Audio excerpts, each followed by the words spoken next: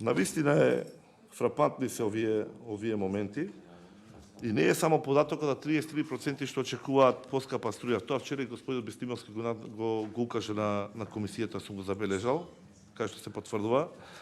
Исто така се предвидуваат и 39,5-40% повеќе пари за бензин и за нафта. Не знам тоа дали е во апсолутен износ, бидејќи очекуваат и да имаат 4 милиони денари плюс за службени патувања, па наверојатно повеќе бензин ќе им треба на повеќе дестинации, или пак како количински, или пак во апсолутен износ, дека самата не следи истината година драстично поскапување на бензинот и нафтата. Овие денови веќе тргната е во таа насока.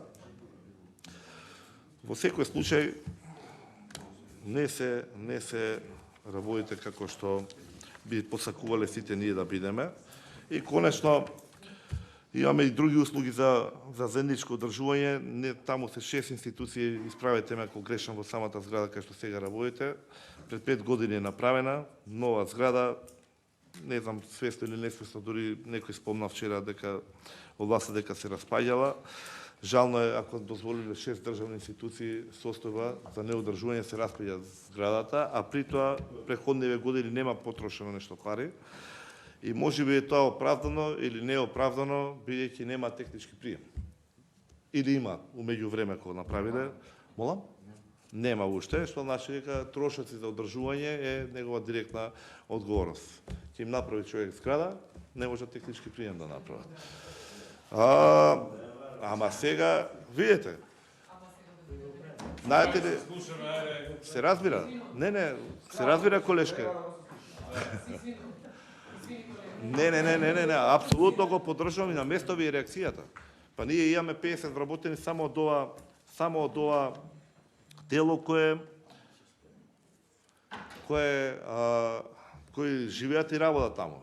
Дали е дивоградба, дали е некој безбедносен ризик, дали е нешто трето кое што немаме технички прием, можеме само да нагаѓаме, нели? Но јас во никој еден случај не би се ризикувал вработените да ги држам од тоа. Ете, ако можеме и ние како пратеници да помогнеме некако, да се надмене оваа состојба, да добие комисијата технички прием, стоиме на располагање. Ние ќе си кажеме, така е, колега. Се што можеме ќе направиме, ќе искочиме во престрел, се што може да донесем дополнителен бенефит или да го обремени, да го олести секој невието на граѓаните, господин Минов. Иначе, велат дека за разлика од кај нас, една Босна, некои карактеризираат вака или онака, има 4,1 милијарда долари од продажба на струја само лани. А ние овдека разгледувавме поразителни бројки, поразителни состојби и во однос на трговијата и купувањето со струја, и во однос на самото производство на струја, бидејќи очигледно ете така.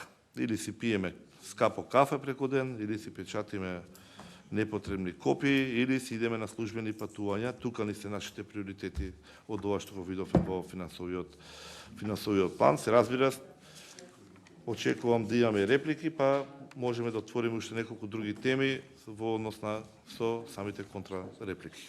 Ви благодарам. Благодарам, почитуван пратеник Цони Јаревски за